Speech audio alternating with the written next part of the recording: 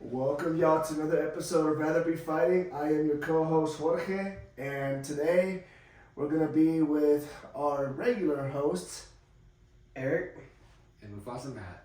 and Mufasa Matt. Oh my gosh. Well, first off, y'all, thank you for coming in and tuning in once again. And yesterday the other time we covered UFC 282 and our predictions. Well, the results that we got were definitely not anticipated. So tonight we're going to be covering that up and see where everything went wrong. So also another thing that we're going to be covering is UFC Fight Night Cannonier and Strickland. Now that one is going to be another banger, let me tell you. We have Jared Cannonier, who just got off of a loss with former middleweight champion Israel Adesanya, and then we have feels weird saying former. it does, right? And then we have our crazy psychopath fighter Sean Strickland, coming off of a loss off the current champion Alex Pereira. And then for our co-main event, we have Arman Tasurikian. You said, I think that was good. That was good. Appreciate it, Eric. I did like saying his name. And we have him going up against Damir Ismagulov. Now that one, You nailed that, bro. That was good. thank you. Props. Appreciate it, y'all. Appreciate you guys. And then for the other ones, we have Amir Albazi, Alessandro Costa, Alex Caceres, Julian Erosa, Drew Dober. Now that's another star fight. Versus Bobby Green. And we're going to mainly focus on the first two and then Drew Dober and his opponent. Correct. I'm probably too quiet. I can see just repeat what I said. You can extend that. I'll be the Jamie of the podcast. How about that? Of course, no problem. That's, however you feel comfortable, man. Just as long as you get your voice in there. But yeah, man. Thank y'all. We're gonna be here talking about these fights and putting our predictions again. Hopefully, they don't come out as last time. If we have time, we can cover Johnny Walker. Yes, we do have Johnny Walker in the prelim card against Paul Craig. Now, is the hype train for Johnny Walker over? I don't know. Last time I saw, him. Were you in here whenever I was just talking about him being a glass cannon? Yeah.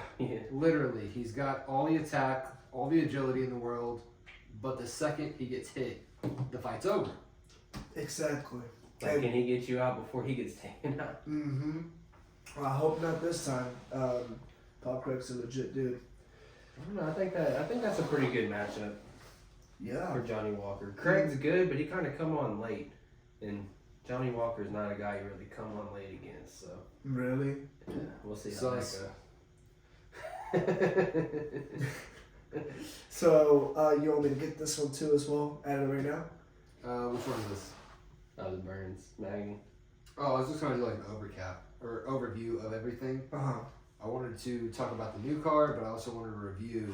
Let's review our fight, our UFC 282 picks. 282 I picks? think the main idea is like we do the intro, we welcome the fans, we introduce ourselves, and then we talk about like a overview of the episode, and then we just go into the first part. Yeah, that sounds perfect. That sounds... So you just scroll back and forth for like whatever you need. Yeah, of course. There's like 3 screenshots of like the title fights, and I circle the ones we're gonna cover. And it's like the blue one's the one we're doing, and the yellow one is if we have time. Okay. Good deal. Well, like Eric said just now, we do want to go review our picks for 282, y'all. And let me just tell you, what the hell happened, man? What in the world just happened? Honestly, I feel like those judges were missing a lot. I don't One know. of them, you heard one of them's getting investigated. Who was that? It was Lee something. Or something. Lee Crosby, maybe? Something like that. He's getting investigated mainly because the Bellator card the night before. Mm-hmm. Yep, I saw that. That's the reason why, though. Yeah. They didn't want to investigate him because of the Patty fight. They want to investigate That just him makes because it of the worse for Bellator him, fight. though. Sadly enough, I mean, Yeah.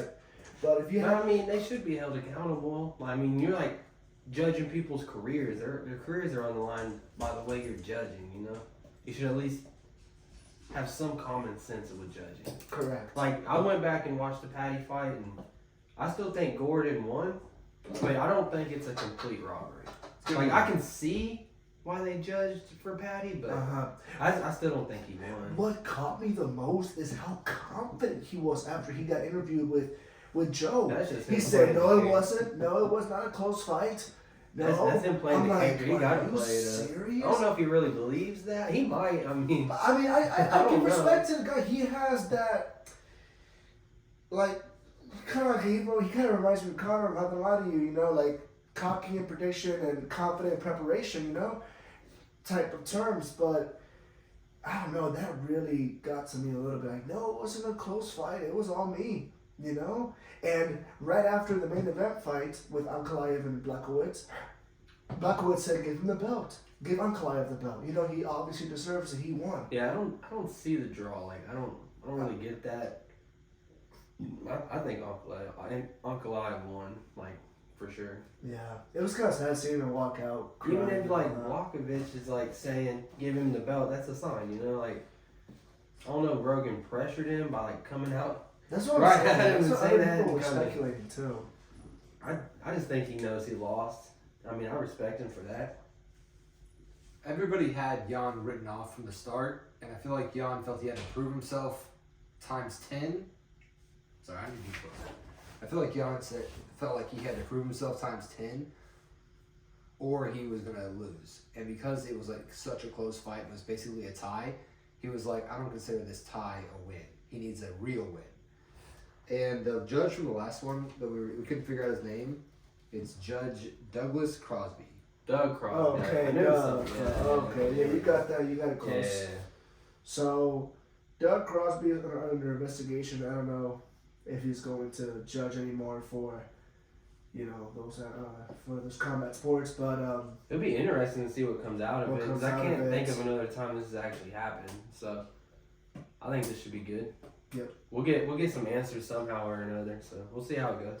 hmm But other than that, I think the card was It was a good card. pretty delivering. It was a Every good fight. card. Did you hear every fighter that got a KO or Yeah. a finish got 50K bonus? Yeah, Dana was feeling. He said, feeling "I'm good. feeling good today. It's a holidays. Everybody got to finish getting 50K That's bonus." awesome. I mean, that's how it should be. That's awesome. I mean, yeah, you're right. You're right. You know. If you get a finish and put on a great fight, give them a fucking bonus. They got the money. Yeah. That's like those. At least for pay-per-views, you know. At least for pay-per-views. Yeah.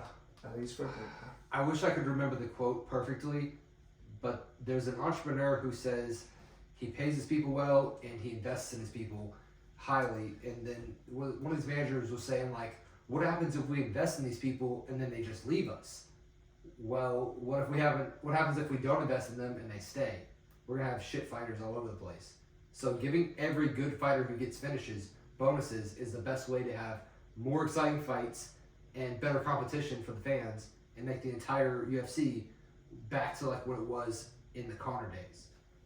Yeah. I agree. I also don't know what the hell we're gonna do whenever we don't have Dana White, because that dude, For as much as people shit on him, he matches up fights amazingly. He's perfect for his job. He does the job perfectly. He does some. He created it. He does some things that are questionable, but at the end of the day, I don't know anyone else that can do it like he does it. It is where it is because of him. True. He's like one of the main reasons it is like it is. That is a very good take. Me personally, I do see one person that can come close. Maybe do it in his own way. Chael Sonnen. Chael Sonnen. Chael Sonnen. The guy's so ridiculous. I love that guy. I thought you were gonna like. I honestly thought Jorge was gonna mess with us just there, and it was gonna be Ariel Helwani or something. Oh! The nose. No, I mean the guy behind the scenes though. You know, like when Dana leaves, who it's gonna be? It's gonna be Hunter Campbell. Hunter Campbell. Yeah, Hunter that's Campbell. exactly what I was. He's the guy behind the scenes. They say he makes more fights than Dana does nowadays. Really? Yeah. Now, for the fans that don't know, aka me and a bunch of other people, explain who that is. Hunter Campbell is like Dana White's right hand man right now. He's the one getting the fights like in the war room, whatever, where they discuss fight. He's the one coming up with ideas. He's the one calling fighters. He's the one setting shit up like what Dana used to do. He's the one doing it now. They're like priming him for that job when Dana leaves. The protege. The protege. Yep, exactly. He's gonna Yeah, be Howard. I've only heard good things from fighters about him too. Like I haven't heard anyone say a bad thing about him, honestly. Well, shoot, guys, let's jump back on topic and see what the fights are gonna be like for the next one. So we already covered, our two biggest controversy decisions. I want to talk about one more fight. Yeah, go ahead. No problem. Ili Tapora. Oh, I was going. Man, I told y'all, man, I'm high on him. That dude's a savage. Listen, y'all. That boy is Eric was fucking the only savage. one that went for Ilia Tapora. I'm not shitting you. We all went for Bryce. I couldn't count on Bryce, but I also Bryce knew. is a good fighter. Like, you really? I also knew Tapora, that boxing. He just matched up too well against him. Like, Too Tapora is damn really well. good on the ground. He showed he has great takedown defense, and that boy's strike. He got power in his hands. He's so well rounded. I could see him being like a future champ one day. Ilia. Like give him, he's young too. I think he's like 24 or 25, so he's got time. Who may he be fighting next? Who's a good matchup? That's hard. He's 145. It's always hard. You to got fight Arnold weights. Allen. Him and Arnold Allen would be a good fight. Arnold will be a very good fight. And that could be a In number one London contender fight. I would like to see it in London. in March. Tapora good. I don't think he took much damage at all in that fight. So. Speaking of London, I know this is a while from now, but speaking of it, did y'all hear that Kamaru Usman is going to be out for the rematch? I don't know if that's true or not. Like I saw a lot of rumors about it too. Well, I saw a picture of his hand, and it's still under Is it? surgery. Yeah, from him personally on his Snapchat. I Oh, follow for him on real? Snap. Yeah, Oh man. he posted his hand, and damn. I mean, if we could see Jorge Masvidal versus Leon. I don't think he deserves it. I don't but think you know, he deserves it, bro. I'm gonna watch it. Yeah. I'm gonna watch it. Another one in that weight class that I also want to see too is Kobe versus Hamzat. That Man, right there has a lot of built up. I love that fight, but at this point I just feel like Kobe's. I don't think he wants it. I don't think Kobe wants it because they've been trying to make this fight for like a fucking year, bro. Wait, somebody said, I think it was Bilal Muhammad. We hate them. Anyways, I'm gonna try to be unbiased. I'm not trying to be biased here, but Bilal Muhammad said that he's not gonna accept the fight between Hamzat or him because he's still trying to fix his broken tooth. Yeah, that's it. For those of you who don't know, Kobe got attacked by his former best friend Jorge after their fighting bout, and He got sucker punched. You know, honestly, I'm not even mad at it. I think it's funny. I dislike Kobe a lot. And all that shit he talks, he kind of deserves it. Like, you're going to talk all that shit.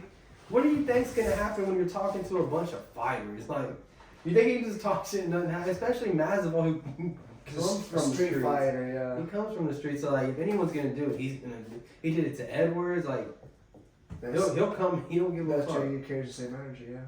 I've got to play devil's advocate with this one. I mean, the whole thing about martial arts, the second you start learning, all of your instructors say fight defensively, then fight offensively. Like, if you can't get away, then engage in combat. And the whole reason this is a sport and not just like barroom brawls is because of the rules. So if we allow people to just do what Jorge is doing and just punch people in the mouth after the bell ends, back in the day, whenever like we didn't have the established UFC we have now, if a fighter let the fight, if the fight had ended and a fighter went past the referee and punched him in the mouth after the fight was said, it was done, 3 rounds were finished, and the fight was no longer going on, the fighter literally got thrown out of the UFC by Dana White and never was able to return. He could have been the best pound for pound fighter in the world, and Dana White said, "Fuck you, you're out. We're never letting you fight in the UFC." Daly? Yes. Yeah, Paul Daly. If we go back to those days, we're going to go back to the UFC being this outlawed thing that we don't get to enjoy every Saturday. It's a sport. We need to keep it a sport. We need to keep the rules in place, as annoying as they are at times, and as annoying as it is to see the judges fuck up decisions. We still have to have some rules and some order to this sport, or it's not going to be a sport anymore. It's just going to be. I agree. It's not professional at all.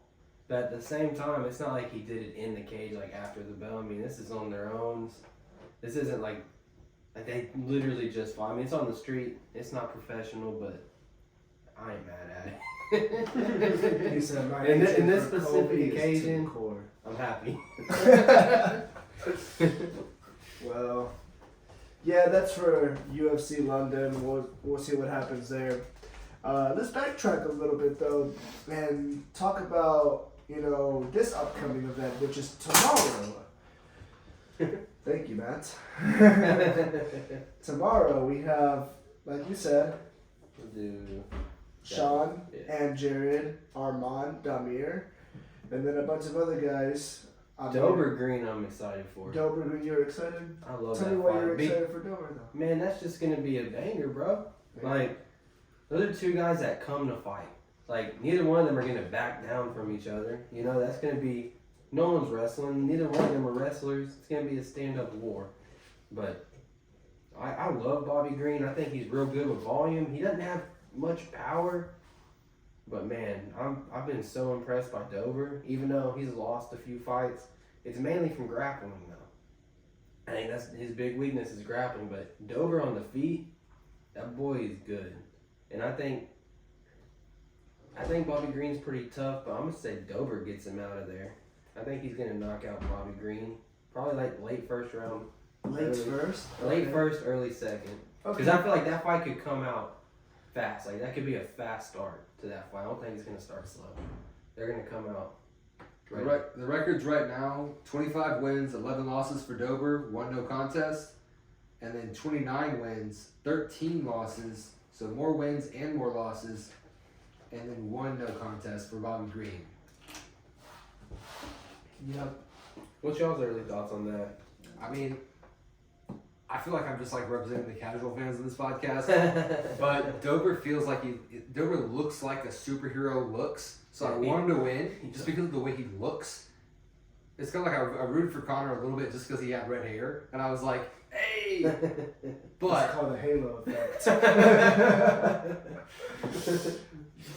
but I mean, it would be cool to see him doing his like post-fight win speech, but at the same time, I can't really speak on this one. I haven't done any research on this. So I don't know yet. I did a little bit of research on it. I'm going with Dober on this one too as well. Bobby Green, he's very entertaining. He reminds me of kind of a Kevin Holland Jr. He reminds me of like a mix of like Kevin Holland and the Diaz brother. And the Diaz brother. Yeah. He's kind of got like that. Yeah, like. But they're both very confident walking into this fight. So whatever result comes out, props to them. I think both of them are coming off a loss to Islam, but that's most people. Islam. Yeah, because Dober got tapped. And he got tapped in the Bobby third got round. TKO'd in the first, right? Yeah, but to be fair, Bobby Green, I think he took it on short notice. He did. Like real short and notice. so did Dan Hooker right after. Dan Hooker too, yeah. Yeah. That Islam guy, man, he could be a champion one day. Just maybe. Just maybe. Anywho. But alright, we're gonna move over to the next one. So, Alex Cazares and Julian Erosa. Does anybody know who these fellow gentlemen are? I know both. You know both? Caceres, Bruce Leroy. He been around a long time, bro. Like. But him and shit, who's he fighting? I got distracted. Rosa's been doing really good lately. Caceres, I don't think he's on a winning streak or anything. Oh, y'all going through all of them. Let's skip the next one. That could be a good fight too, because they got good styles for each other. Rosa's been looking good. I'll be right back. I think he's on maybe like a 5-5 win streak or something like that. Don't quote me on it, but I feel it's something like that, and that could be a really good fight too. Like that could be an entertaining fight. I think Rosa most likely gonna win. He might win by submission. I kind of feel like he's probably gonna catch Alex, and then like submit him.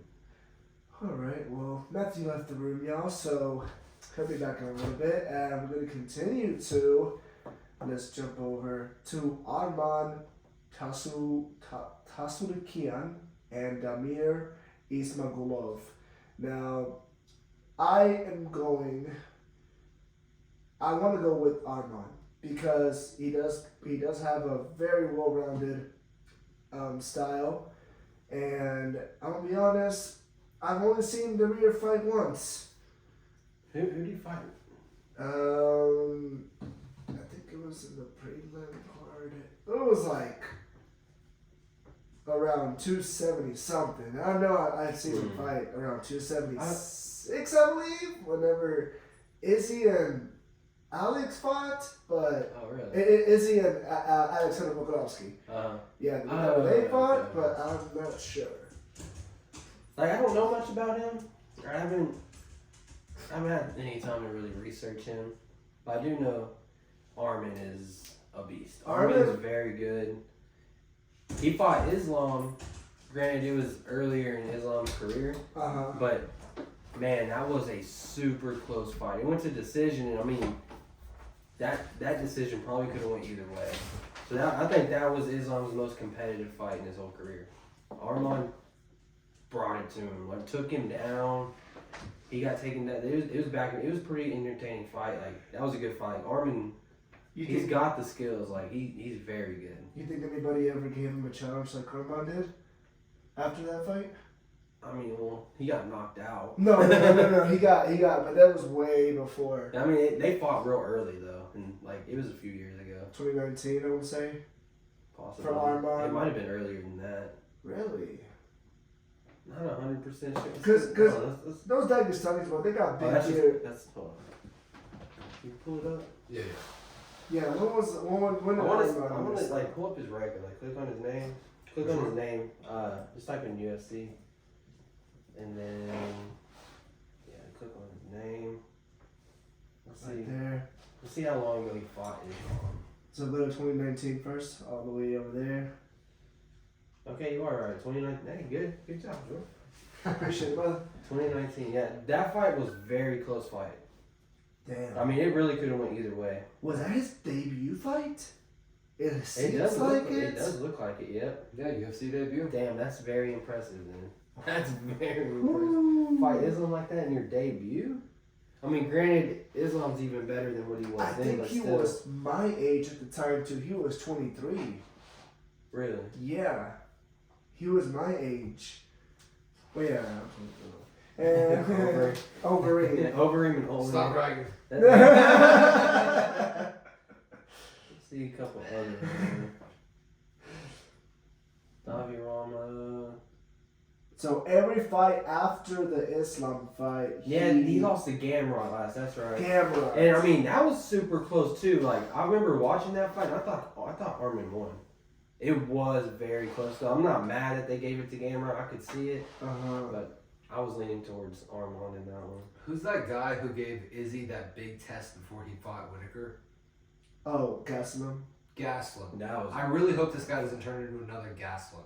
He loses all these super close decisions. He almost wins, but he just can't get past the adversity. I really hope he doesn't turn into another one of those because now Gaslam looks kind of like crap. He's kind of given up, and I don't like it. Gaslam, I feel he had dissing the player, like dissing whatever. Disciplinary. There you go. Yeah, he had Discipline issues. Yeah, bad discipline issues, shoot. bro. Like he should be fighting at 170. He Yeah. can't control his diet. He shouldn't be at 185. Then I feel he's undersized at 185. He had some good fights early at 185, but since then it's like I feel like he's just not in it anymore. Like mentally, I feel like he's checked out. Like I mean, this is literally why everybody loved Conor when he first came out. Conor captivated people with his words, and you could see in his eyes and the way he spoke and the passion with which he spoke. This was his whole life. Until a fighter has that kind of enthusiasm, there won't be another Conor. And nobody's going to have that kind of enthusiasm because nobody wants to be as rich as Conor. Nobody wants it as bad as Conor wanted to be rich. And then you saw him get frustrated with UFC after he did everything he was supposed to do. And then Dana White was like, thanks for making me all this money. Now fuck off and keep fighting. And he was like, what's going on here? And then we got this crazy Conor after that. So fighters aren't going to do that anymore because they know even Conor didn't get paid when he played by the UFC's rules. So it's a really frustrating situation. Didn't his last fight though? He got like 4.5 million a minute. Or no, was it more than that? I saw Whatever somebody you come call- out. He made Poorly. 180 million this year. Trilogy Not from fighting, but That's what I mean. last year. It's really This hard to year. motivate somebody if you're not This paying year. them. And a lot of people don't want to create to make money. So Connor didn't start making a lot of money until he started creating something that people could purchase. That's when he made money. So until he made alcohol, he couldn't actually make real money. All he was doing was providing a service for the UFC, and the UFC made money. And Dana White, as part of the, like one of the owners of the UFC, made a lot more money. So until he switched, look that up. that's where fighters got to be smarter too, though. Like the UFC, you got to look at it. Yes, you can make a good amount of money fighting UFC, but more than likely, you're not gonna make that Connor money. That's like it's rare. It's so fucking rare. Even, but at the same, like you gotta use the UFC as a platform to do more outside the cage to set yourself up for life. Because fighting's gonna end eventually. You know, no matter who you are, it's gonna end. Yeah. And you better use your platform while you have it. I think what really helped Connor was he, like Matt said, he was making money for the UFC, but he was also creating value for himself and his name. And like I said before, Connor always talked about how his obsession, not his passion, his obsession with fighting is what made him successful. You know, hard work beats talent when Talent doesn't work hard. Connor doesn't work hard enough, and that's what he did. And he also very, I can hear it from his words, the way he was interviewed one time before the Jose Aldo fight. He just kept saying, "I am the champion." That is a sign of affirmation and manifestation. He 100% is Whenever- huge into law of attraction. Whenever you put yourself in a state that you are already there, there's nothing in this universe, not even world, the universe, that can stop you from getting that desire if you keep repeatedly affirming yourself within you. This is like an internal dialogue that I am this person. And everything else, circumstances, people, opportunities, money, fame will come to you. You have to like truly believe it, you know, and like where everything else just seems like that shouldn't be. Like it should just be this one thing. Once you like fully believe it, then it's stuck in your like mentality, and that's your life. You know, like if that's what you believe, then that's how your life's gonna go. No matter where anyone is in life, it's because your decisions, good or bad, your decisions make your life. I agree with both of you. The way I make this make sense in my mind is I think of it like I'm a soldier and I'm given orders by a general to complete a mission. And that mission is like my life's purpose. And whenever I know that I'm doing whatever I need to do to complete the mission, I can do whatever the fuck I need to do. It's like I don't care how bad the odds are against me. I just like Master Chief that shit in Halo and I find a way to win, and it's just like where's the extra way through this? I don't care how many times I have to keep reloading and keep retrying this. I'm gonna find a way through it because there is a way through it, and I'm gonna achieve this crazy over-the-top mission where one soldier kills all the alien bad guys. Sorry for the nerd reference, but That's all good. you get what I'm saying, right there. But Yeah, well, it's like it's really hard to understand, and I'm like reading a book right now called The Success Principles, trying to understand this, and it's very complicated to get right, and it's kind of like science. A lot of people get the theory of evolution wrong because they say like, oh, if you reach high, you'll get taller over time. That's wrong. The people who couldn't reach high enough to get the food off the top shelf, or the giraffes who couldn't reach the higher leaves, ended up passing away. So there's like a very small difference between those two ideas, but if you get it just right, you understand it. If you don't get it just right, you don't comprehend the idea, and it won't work for you. And then people are like, oh, this law of attraction, it doesn't work. That's not true. If you think about it the right way, if you do it the right way, you end up being Connor and winning against incredible odds and knocking out Jose Aldo in like 10 seconds. and remember, everyone said Connor wasn't the most well-rounded. All he had was the left hand, and if that was true, look how far he got with just that left hand. I think a lot of that was just pure discipline and desire. Like, And that motherfucker believed everything before it happened. there you go. He also, he like- accomplished so much. And I'll get back on that. Oh, you have something to say about that? He reinvented the psychological warfare game. But we've talked about Connor enough. What were you gonna say? Oh, so you said, Eric, about how he could see it. You have to see it to believe it. You're I mean, I know that's like corny to say, but it's like if you really break it down, it's true. I'll break it down for you. That's what I'm talking about. Get out of here. He's like, step back, hold on. So what Eric is saying, and in terms of, you know, the affirmation manifestation principles, is that your subconscious mind cannot tell the difference between reality and what you see. Yes. So whenever you tell yourself you are a failure, that you will never achieve in life, and you're broke, you're unlovable, you are tricking your mind to believe these things. And guess what? It'll come to reality. The same way applies whenever you trick your subconscious mind, and this is all internal talk, and this is all, you know, affirmations, words you use. If you say, I am successful, I am going to be, you know, owning my own business, I am a shareholder for how many companies, and I'm making passive income, and I'm very rich, I am financially abundant, you're bringing all of this stuff into your reality as well. I am married, or I am lovable, I deliver love. So all of these things, you're tricking your subconscious mind because it cannot tell the difference between reality, and you will bring them into your external life, and that's how you see things. Absolutely. Like the subconscious mind controls everything. Like that's why it's so important to like raise children right, because like how they act as an adult is stuff they've seen from you as a parent, and just how you talk, what you do. It's not what you tell them, it's what you do. Mm-hmm. And then they pick that up, like whether like consciously or subconsciously. So that's how they act in the, like you can change it, but it has to take like a real effort, and you have to recognize that you're doing that pattern from like a subconscious state. Yeah. I agree with both of you. It is a fake it till you make it kind of thing. That You honestly, literally, I'm not even gonna lie. I'm sorry, but Okay. to interrupt you. go ahead. But I used to be like in high school and stuff, man. I was like the most shy. I was cool with everybody. Like, I never had issues with anyone, but I was just like shy. I wouldn't talk to anyone. Same. I only had like I a agree, very, same. very select few friends.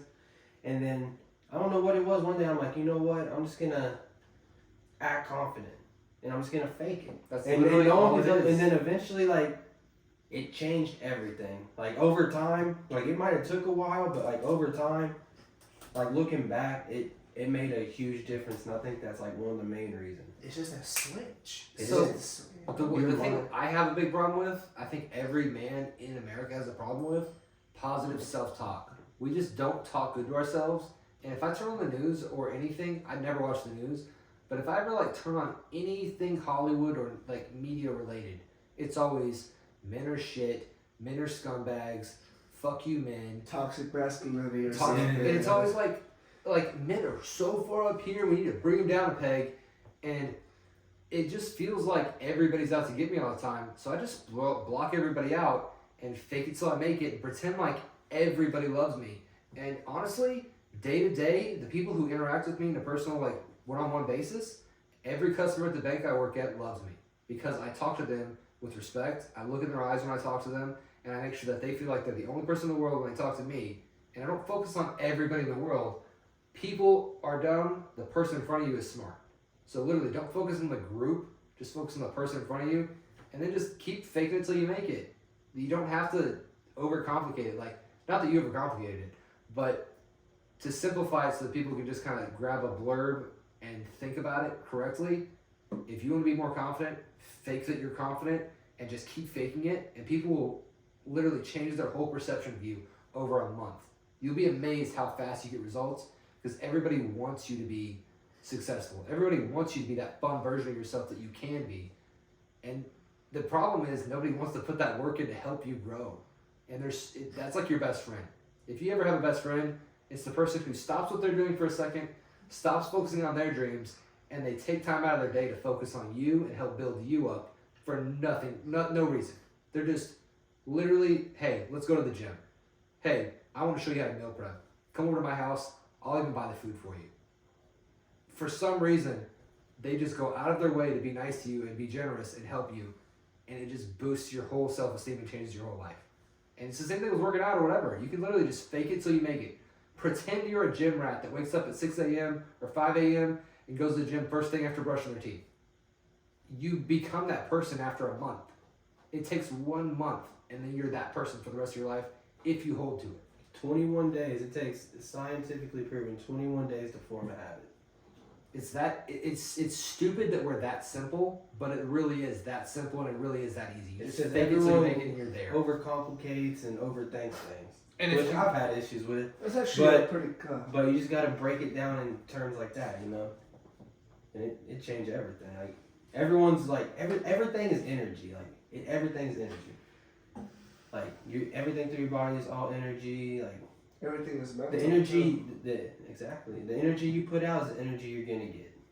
Technically, everything is chemistry, and chemistry is like energy causing chemical reactions. So it's like, they've done studies that we can't like prove that there's telekinesis, but people on the moon agreed at a certain time at a certain day to do this card game, and they would randomly draw cards out of a deck, and then they would say, I'm thinking of the green ace, I'm thinking of the blue spade, I'm thinking of the red club. And then somebody on the earth would be like, I think he's thinking about this, I think he's thinking about that. And they guessed it, and they were like 70 or 80% accurate over the course of like 6 months, whenever somebody was on the moon. And it was a proven study. Now, obviously, that's just one study, so that doesn't prove that this is a real thing.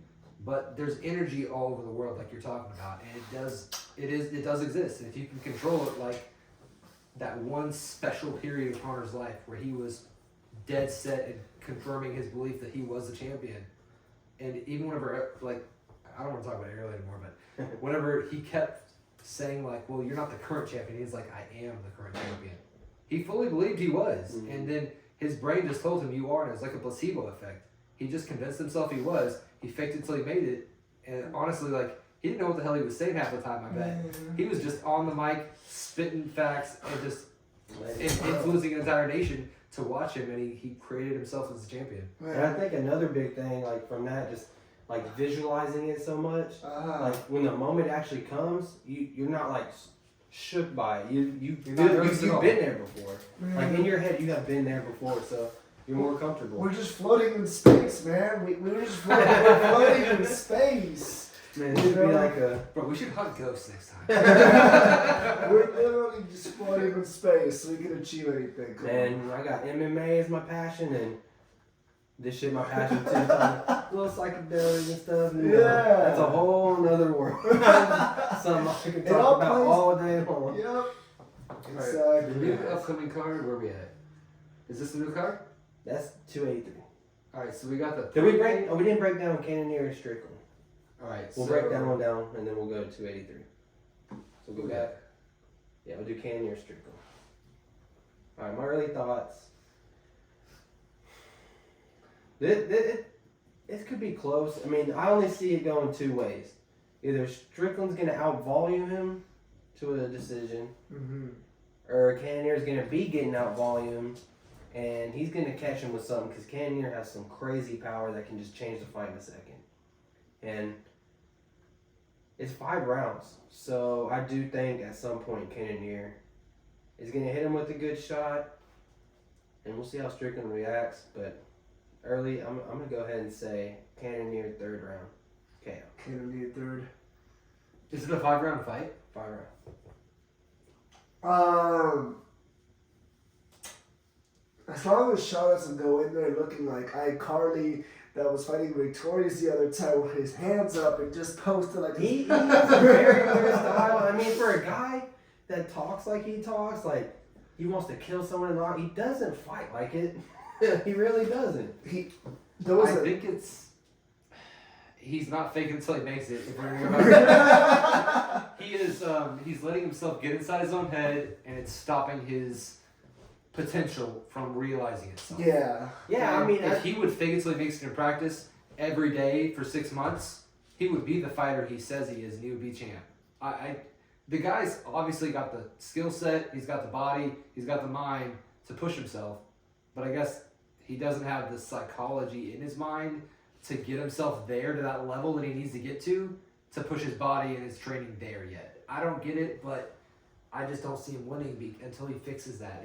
I think he gets in his own head and, like, I don't know. I feel like his fight IQ is good, but he doesn't use it.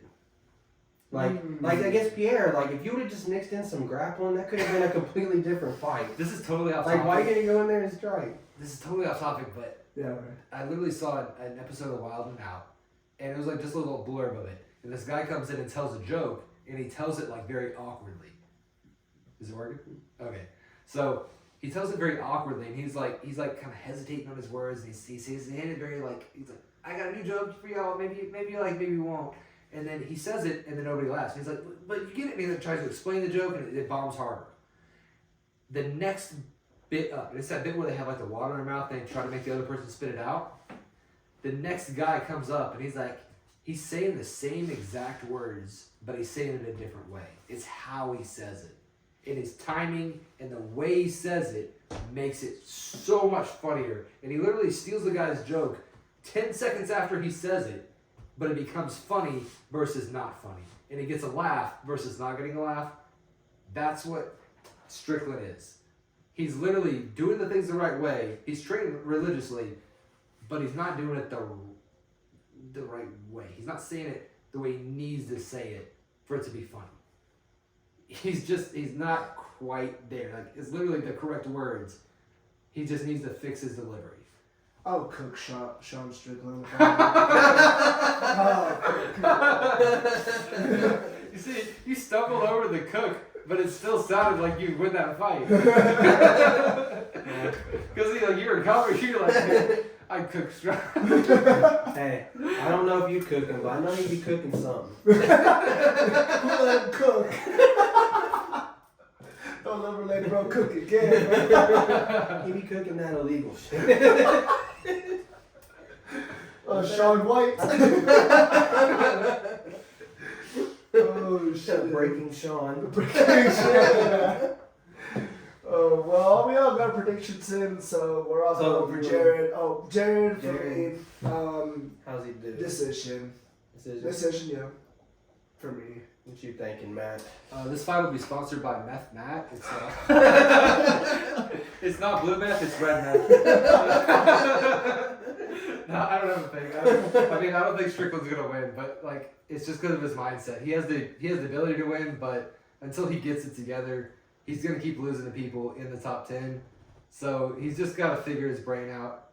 Literally, men, go to therapy. I know it sounds like gay or whatever. Get your mind straight and then dedicate yourself to your dream and literally live this shit and you'll win. It's not complicated. I trained people for like a year and they would skip the simple parts and try to do the complicated shit. They didn't want to eat protein every meal, but they wanted to know what vitamins to take. And you stop skipping the simple steps and the discipline part and do that and you'll win. It's not that complicated. And Strickland's just not doing it. Yeah, I don't know what he's saying. Alright, well.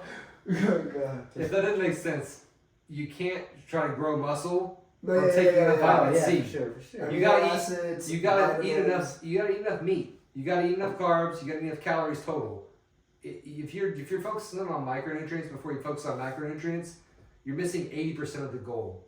People want the flashy parts. They don't want to do the, man, what you call that? What, Hard work. Yeah, just Nobody wants to work just hard. the tedious things, the little things that you need. You That's need- the most important part, is the little things. Yep. I can't say this because I still currently work here. I can't think of an example fast enough. Go ahead. C-Bub and Kim Kardashian, you know what I'm saying? Who knows who C-Bub is? I don't know. He's the fucking best bodybuilder in the world right now. Best He literally bodybuilder. won Mr. Olympia, I think. Wait, who is it? What's his name? C-Bub. C-Bum. Chris C Bumstead. as in Connor and then Bump. B-U-M. Well, I get that. Like, what's his full name? Oh, Chris Bumstead. there you go. I've heard of him. I don't know exactly who he is, but I've heard of him. Yeah, that dude is... Imagine somebody with perfect muscle definition all over their body who just dedicates themselves completely and puts the work in. That's Chris Bumstead. It's Chris Bumstead. Yeah. Well, you know, speaking of bodybuilding, like, you might have some mental issues if you thought Liver King wasn't on steroids.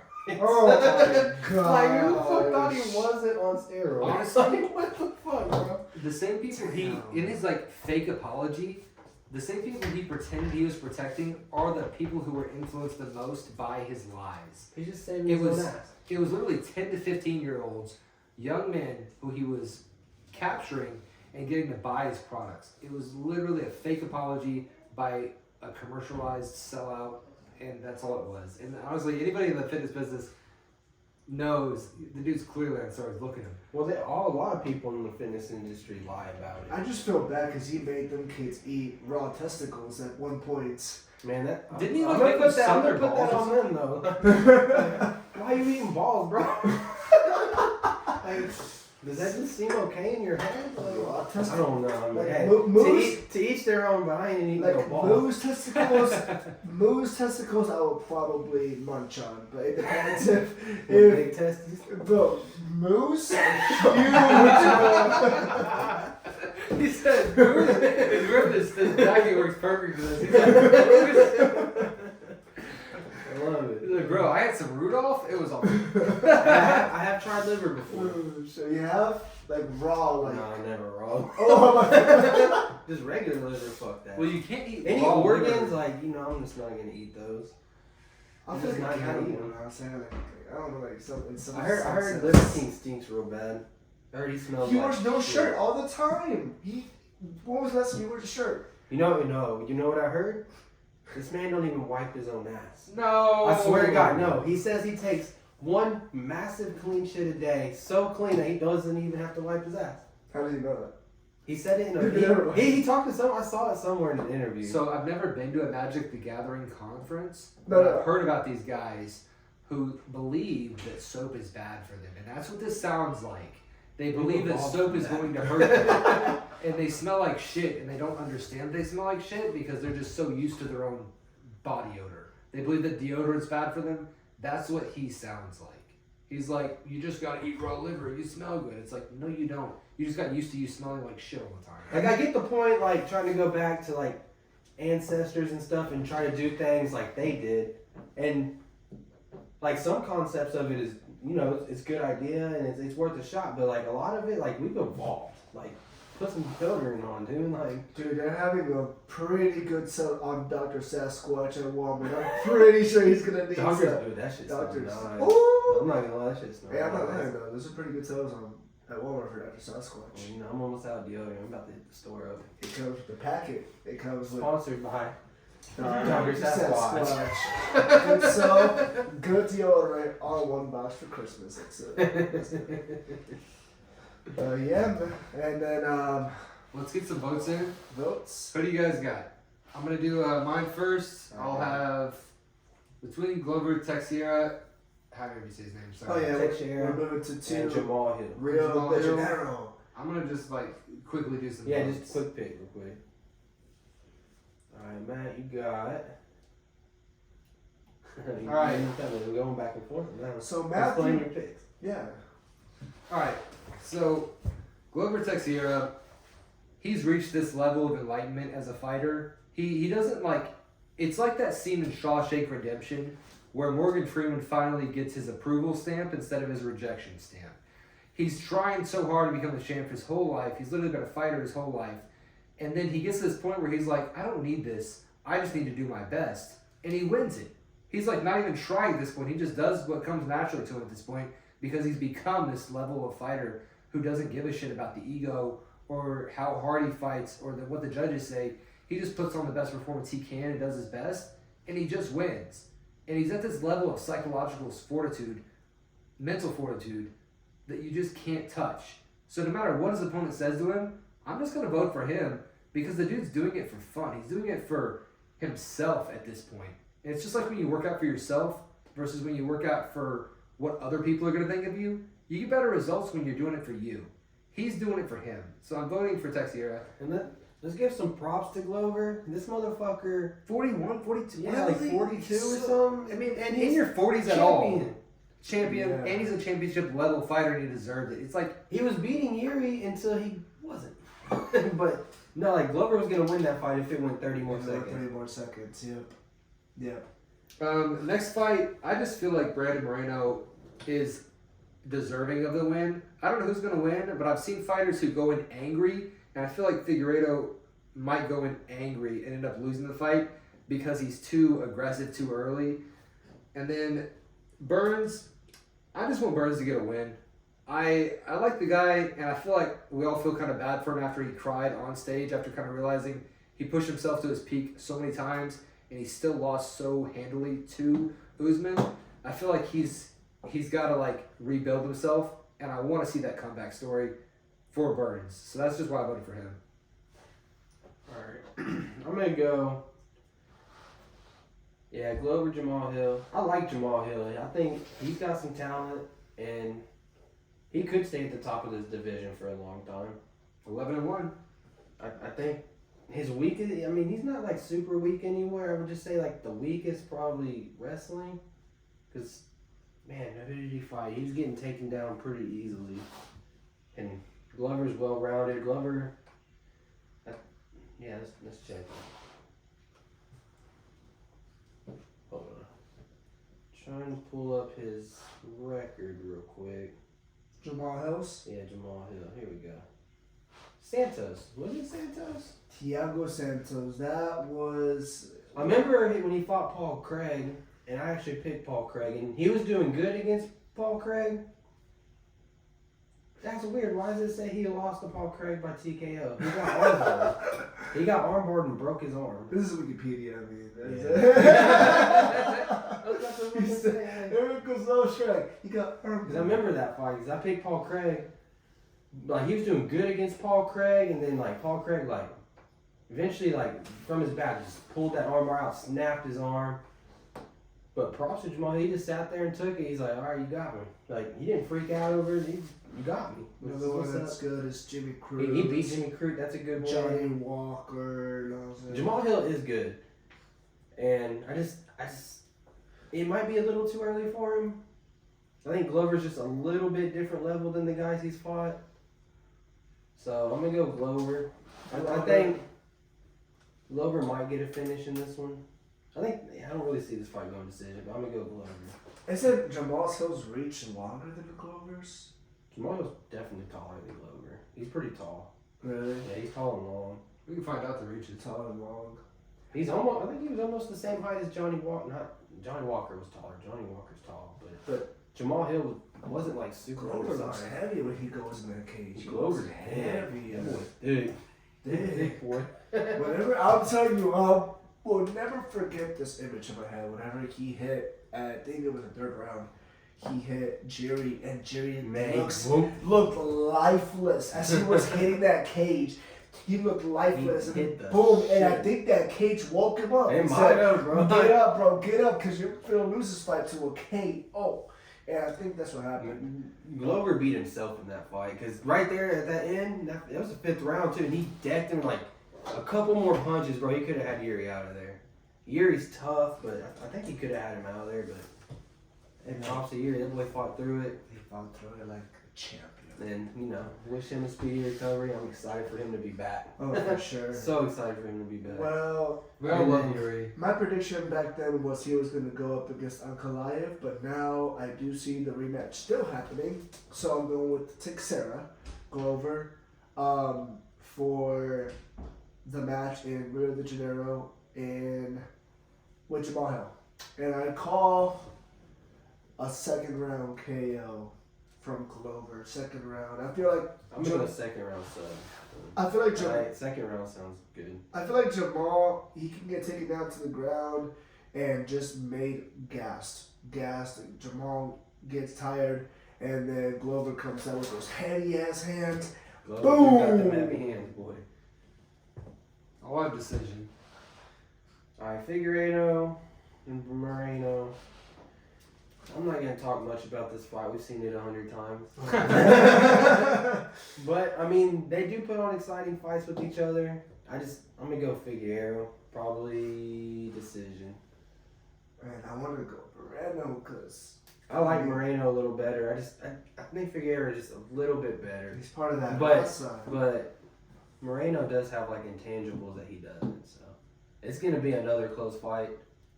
I'll watch it. It should be all right. They always put on good fight. I'm also gonna go decision. Who you thinking, Jordan? It's a tiebreaker. Definitely decision, man. My heart says Moreno, but my brain says Figueredo, man. Go figure it out. You gotta go with your brain. Figueredo for sure. All right. What do you think? You said decision? Decision, Yeah. yeah. Them boys don't stop. They're too good. Like they're both too close in skill level, so they can't quite top each other dominantly enough to win unless somebody's hurt and they still push for the fight to make the point. Anytime they fight, it's gonna be close. Yeah, they're too skilled. Burns, Magny. I'm gonna say TKO, but I don't really know what round. I'm gonna assume like either TKO or sub, but I don't really know. Let's say sub second round for me. Okay, I can see that. I'm gonna go Burns. I think Magny. I like Magny. He's a good fighter, but he's like a gatekeeper fighter. Burns can fight for championships. I don't know if I see him being a champion, but Burns is really talented. I think Burns gets him out of there too. I would say probably second round submission too. I'm gonna go with this. I'm gonna go same as Matt here. Rewatching the fight with Hamzat, he does have a lot of heart. Doesn't stop. Very resilient. One thing that just pisses me off about Burns is he gets caught with that jab. It can be night. It can be. He got knocked That out. really by is a Burns' jab. weakness is his jab. Getting jabbed. Like he got dropped by Hamzat with his jab. Usman by a jab. He's too reliant on his wrestling because he's so weight forward. He doesn't have enough, I guess, striking training to know that if you He's have a your little face wild. forward, you're gonna get popped more easily. And the jab comes in so fast, you just can't react in time. So he's so focused on the takedown. Wrestling is such a huge part of his game. He just can't break that habit. So he's either got to make his biggest strength wrestling into more of a strength, like a new Khabib, or he's got to get away from wrestling and do more of a striking, different style. So right now his style is just not working against everybody. So until he fixes that, like I don't see him not getting destroyed by the jab in every fight. He's not like very technical. on Good the point, feet. George. He's got good striking, but he's just not technical enough. Like he gets a little wild at times. But I don't think Magny really has the power to stop him with that jab. Magny doesn't have that kind of jab, you know. Alright, well, I guess we all stand with Gilbert, and I also stand with y'all. Second round submission. Yes. We all got the same round end way.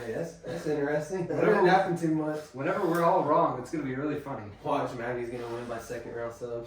Oh, I swear. Dude, what if Magny just like fucking KOs him in the first round, 10 seconds in? Dude, that'd be fucking crazy. Alright, are we gonna vote on Johnny Walker or just skip it and come back? We can go through that one real quick. Alright, I got. Walker and Paul Craig. Honestly, until Walker proves himself again, I just can't vote for him. It's probably gonna be Craig by another KO. What round? It's Probably the second. Second. I'm gonna go a little bit opposite of you here. I like Paul Craig. I think he's a super durable guy, but he's a guy that he always gets beat up and then comes back. But I think Walker has a finishing ability to take him out, so I'm gonna go Walker. And I just think he's gonna take him out early, so I'm gonna say first round knockout. But I would not be surprised to see Craig survive it and come with a submission. But my pick is Walker by KO first round. That's like the most dominant pick. Like first round knockout. That's like, oh my god, this guy's gonna mop the Because floor with Craig gets hit a lot, and Walker's right away going. Right away, yeah. For me, I'm also gonna pick Johnny. Johnny first round. No, Johnny second round. Okay. I feel like he's gonna, play around with Paul, let him know who's the king of the octagon for the freedom card, and That then boy can't play around too long with that no. shit. You can. You really can. That's crazy. Well, start at the bottom and go up. Or like those blue Oh, circle we ones. get our official picks for him. Alright. I'll go first. Mm-hmm. I'm gonna run through all three. We'll each run through all three real quick. Yeah. Alright, Dober Green. I like Dober in this one. I'm gonna go Dober second round KO. Hey. I can see late first round, but I'm gonna go second round. Alright. And then Alfonso. Armin You can and go all the way up if you want. Demir. You can go fast. yeah, I'm just gonna go up here.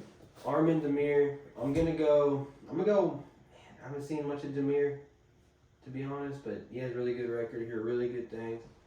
But I'm gonna go Armin. I'm gonna say decision. What round? Decision. Oh. My bad. And then Cannonier Strickland. It's either gonna be Strickland decision or Cannonier KO, and I think I'm leaning Cannonier third round knockout. Oh, damn. Alright. Alright, George. Alright. For your boy George, you already know we have to go with my boy Drew. This one, I am going to go with decision. Decision, because, you know, third round, 3 rounds. And then Armand, I see Armand getting it done pretty quick. So I'm going to say Armand submission first. Oh, interesting. That's an interesting pick right there. All right, that's a bold one. We'll see how that plays out for you. Right. Hopefully good. Don't. Hey. You got a chance. It could happen. For the first one,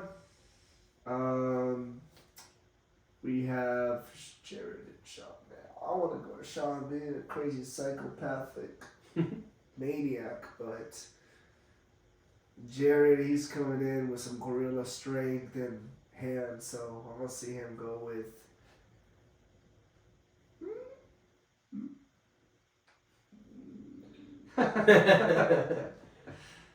He's gonna do all that, huh? All that. You can go, Alright, Jared Cannonier, 5th round KO. Sean he better learn his mistakes and give a little bit of a entertainment fight, you know what I'm saying? But I'm not letting Sean down. He knocks out his training partners for crying out loud. Like, come on now. Yeah, it's kind of a dick, man, but whatever. I remember him crying about Hamzat going too hard in training, but he goes and does that, so. Really? A little hypocritical. What? Yeah. Hamza always goes hard. Look at the way he fights. I'm sure he trains like that.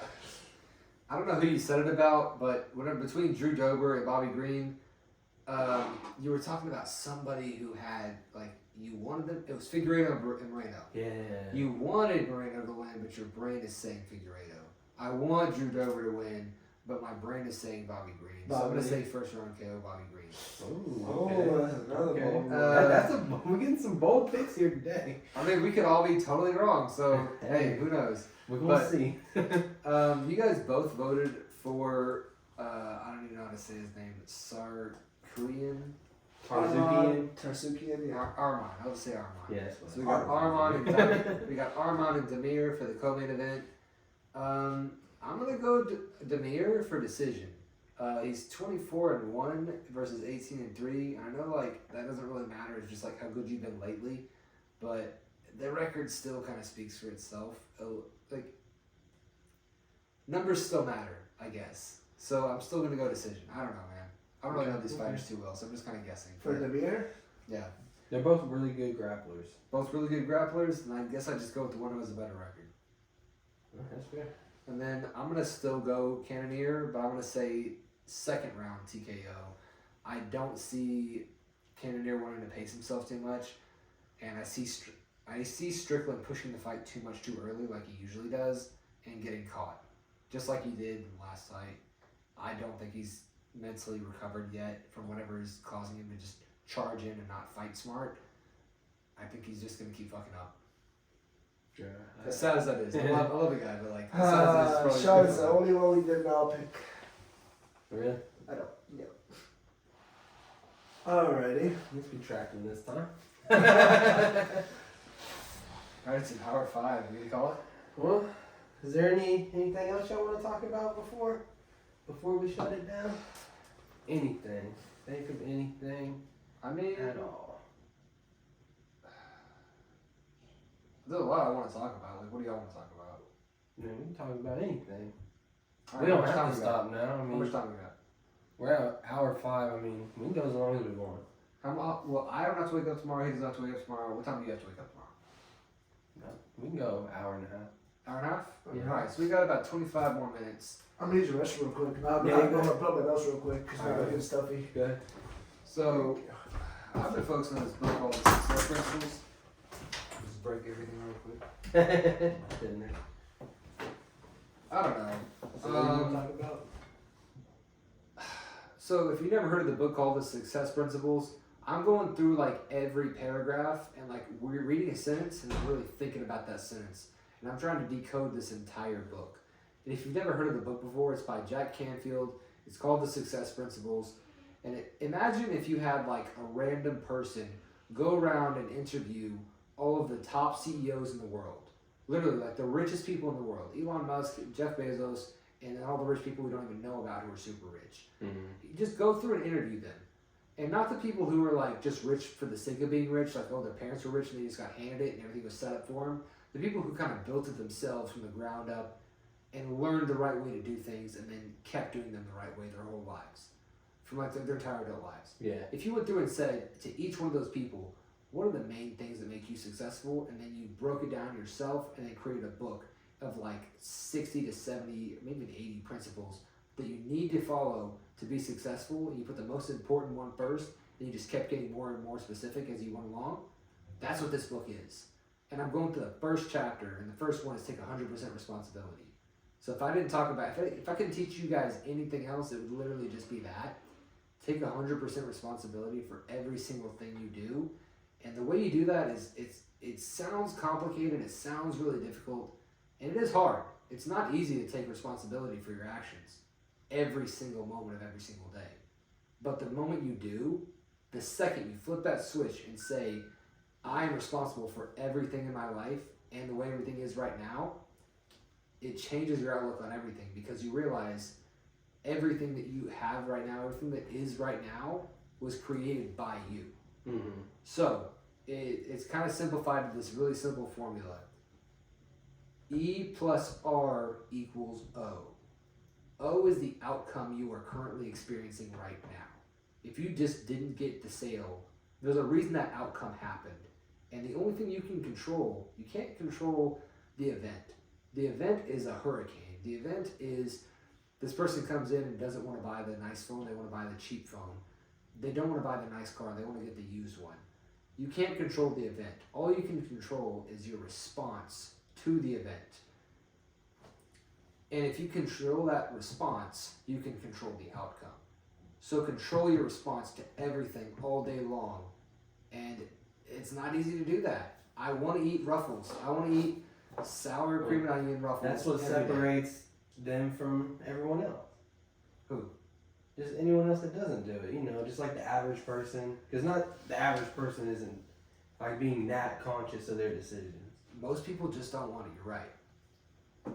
But I mean, think about in your own life, just today. I mean, you wanted us to go through what we've done today. I woke up this morning and I said I want to eat breakfast, and I didn't eat a real breakfast. I made a protein shake with some oats and some protein powder.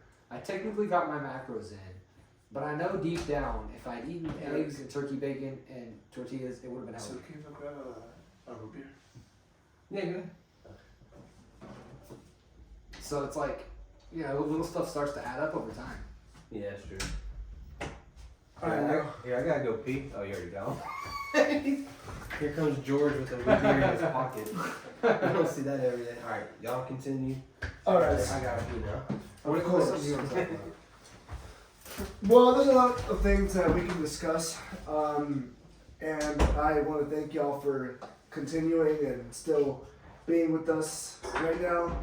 You know, as far as our predictions are already confirmed, so thank y'all. And I mean, there's really a lot. We talked about, okay, so one thing I did want to go detail something you said earlier about how females want to bring down men. Well, one thing I do want to say about that is true.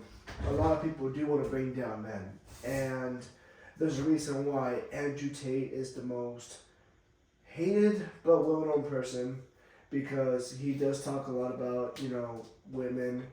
And one thing I really don't agree on is toxic masculinity. Because by nature we're supposed to be dominant. We're supposed to be leaders. We're supposed to be the ones that guide life. And yes, women also play a huge role in our lives. They are the nurturers. They are our caregivers. They take care of our children as much as we do, but in the household. I'm a firm believer in that, If my girl feels like she wants to go to the gym, work on her body, good, go ahead. I have by no means an insecurity like most, men would if they weren't in the gym with her, but I would go to the gym with her if they were not there. But I am I believe in a lot, and me and you can agree on this, and on self-improvement. That's not toxic. That is not, in this world, we need that. We need to go back to our roles as men. We need to lead our households. And the best way I believe we can do that is with discipline and struggle. A man needs to struggle. He needs to see that at the end of the tunnel, it was all worth it. The darkness, the shadows, the pain, the doubt, all of that was fuel, and that's basically what it is. If you struggle in life, you use that as fuel. And one thing I heard is from a Foster the People song. Oh God, what's up, kid? No, we're talking about women, so it's different.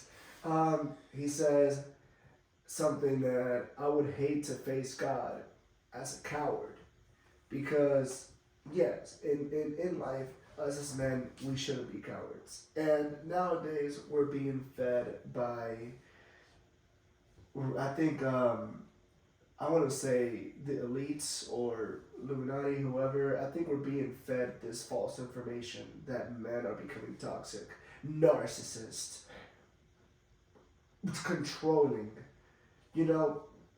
I've had a couple relationships where I did give the dominant role to the woman, but I regretted it. 100%. I mean, it happens. 10%. Yeah, and it does. It's just like a learning experience. It is. It definitely is. Some people don't get that though. And it's like one of those things you don't really realize until like after, for the most part, or like later on, because it's like a subtle thing. Like it like works its way up. One thing I really don't. Because everybody's good. Yeah. At the beginning, so. Exactly. One thing I do not and don't give credit for to any man after they go through struggle or they go through their own adversities and obstacles is they become nihilistic. Whereas nothing has meaning. Nothing in this world is worth pursuing. Well, I mean, you're just gonna live a sad life if you don't have like something to work for. And also by nihilistic, I mean somebody that is also pessimistic. That they see everything as bad. They're not optimistic. They don't see the light. They remain in that dark frame because that's all they're used to. It's easy to fall into that path though. To comment on a couple of the things you said, you missed some of it. My main point wasn't that women, actual individual females out there, are causing men to feel bad. It was that I felt bad because of the way men are portrayed in media today. It's not the women that are the problem. It's never the group that they want you to think is the problem. They is the media overall, and the media overall is the controlling interests in America. It could be the oligarchy of the controlling interests in America. It could be who has power now. It could be who has money now. It could be the media. It could be the government. but they are the enemies. The ones in the top who own all the money and all the resources, they're the real enemy, not women, not men, not the other race you think is the problem, not the current administration in Washington. It's not the other side, it's the system. Don't blame the system. Just focus on your responses to the things that are happening in the world, and you can change the outcomes that are happening in your world. I feel great every day of my life whenever I'm winning. And if I win at sales goals all day, I make more money every day, and I know I'm doing my best to make the most money I can in the situation that's built for me, and I work harder because of it, and I feel better because of it. There are a couple of issues you covered, just to run down them. As far as Andrew Tate goes, I don't think he's the answer. You mentioned him. You missed it. He has some good things. Like some things he says is good. He's a sleight of hand artist, I believe. He makes you think what he's saying is all true because he sandwiches the truth with a big fat lie in the middle, and then sandwiches another truth on the outside. He starts his stuff off nice. He says a bunch of bullshit in the middle that makes you want to buy his products. And then he says another true thing at the end. I think we need to focus on morals in America. Go ahead. See, like, I'm confused with him. Like, I do agree with some of the things he said, but there's also things that he takes too far. But one thing, what does he do? Like, how has he made all his money? He was an MMA fighter. He's a kickboxer. So he and became a kickboxing I've seen champion. this dude shadow box and spar. He's trash. Like, I feel comfortable saying He's the that. champion. In some probably garbage ass kickboxing league. It wasn't glory. It wasn't like a top league. Like, his technique is bad. He's not a fighter anymore. He's not a fighter for a reason. I mean, I don't think fighting should be the number one thing. You can make more money outside of fighting and you don't have to take the brain damage. So I give him props on that, absolutely. Like, that's what you want. You want to make money not getting your brain rattled and because your brain don't recover. I got 7 concussions and I can speak from personal experience. It's not fun. I got some bad memory loss. My memory is the one thing I've noticed from all the concussions. I learned at a very early age that when you get a concussion, you don't want to get another one, and you kind of lose a little bit of your brain every time you do it. Your And brain it's doesn't sort of recover like other body parts, and it's literally is damaged. And like my nutrition was garbage when I was a kid. So like, if I didn't get enough healthy fats as a kid right after that concussion, I'm not gonna like regrow my brain the same way. Like you're a kid, so you kind of heal faster as a kid. That's a weird example. But as an adult, you really gotta take care of your brain. And like we're kind of physical adults at the age of like 18 or so. So we kind of gotta take care of our brains from 18 on. And we just don't in society, especially with like football players or athletes. I mean, it's coming to attention more nowadays, but it's still not. Most people, just kind of brush it off. To kind of circle back, a couple of the points you made. You mentioned Andrew Tate. I don't think he's the answer. I believe that getting morals back in America is the answer.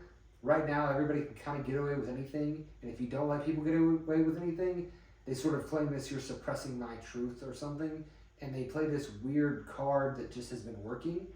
And I agree with like too much is too far. If you want to understand what I mean, look up The Dichotomy of Leadership by Jocko Willink. He talks about this balance between discipline and too much discipline.